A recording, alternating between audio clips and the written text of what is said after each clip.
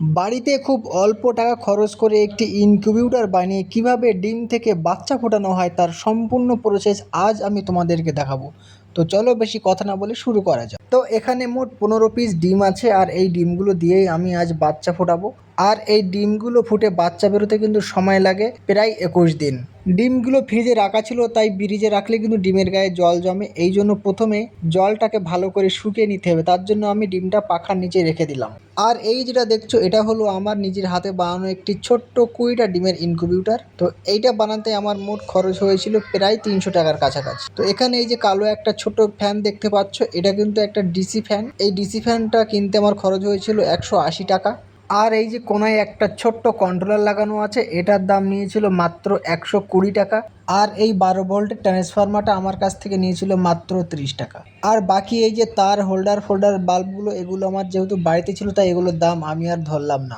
এটাতে যেহেতু আমি এর আগে কয়েকবার বাচ্চা ফুটেছি, তার জন্য এটা ভালো করে ধুয়ে মুছে একদম সুন্দর করে রেডি করে নিলাম এবং একবার চেক করে দেখে নিই এটা ঠিক আছে কিনা। তো এগুলো সব মোটামুটি ঠিক আছে, লাইটও জ্বলছে, ফ্যানটাও চলছে। এবার একটা দরকার আমার হিউমিডিটি মেনটেনেন্স করার জন্য জলের পাত্র। তো এখানে আমি জলের পাত্রর জন্য এই পটটা ব্যবহার করেছি। তো এটা যেহেতু গোল তাই আমি কাউচি দিয়ে এটাকে প্রথম ভালো করে কিছুটা কেটে নিচ্ছি, কারণ এখান দিয়ে এখানে প্রতিদিন কিংবা 2 দিন 3 দিন পর পর জল ঢালতে হবে। তোমরাও চাইলে এরকমভাবে কেটে তৈরি করতে পারো, তাহলে তোমার খরচটা আরও অনেক কম হবে। আর ভিডিওটি তোমরা ভালো করে দেখবে, তাহলে তোমরাও খুব সহজে নিজেরাই বাড়িতে এরকম ইনকিউবেটর বানিয়ে ডিম থেকে বাচ্চা ফোটাতে পারবে। এবার আমি জলের পাত্রটা ভালো করে সেট করে নিলাম। তোমাদের খেয়াল রাখতে হবে যেন এটা লাইটের নিচে হয় এবং পাখার পিছনে হয়। আর অক্সিজেনের ছিদ্রটা যেন জলের পাত্রে ঢাকা না পড়ে যায়, এটা কিন্তু অবশ্যই খেয়াল রাখতে হবে। আর ডিমগুলোতে প্রচুর জল ছিল, তাই আমি ডিমগুলো ভালো করে গামছা দিয়ে মুছে নিচ্ছি, কারণ ফ্রিজে রাখলে কিন্তু ডিমে প্রচুর জল ধরে এবং এই জল অবস্থায় যদি ডিমগুলো তুমি ইনকিউবেটরের মধ্যে বসিয়ে দাও তাহলে কিন্তু বাচ্চা হবে না, ডিমগুলো সব নষ্ট হয়ে যাবে। এই জন্য ডিম থেকে ভালো করে জল মুছে ডিমটাকে শুকিয়ে তারপরেই কিন্তু ইনকিউবেটরে বসাতে হবে। এটা কিন্তু অবশ্যই খেয়াল রেখো, ফ্রিজের ডিম সরাসরি নিয়ে কিন্তু ইনকিউবেটরে বসানো যাবে না।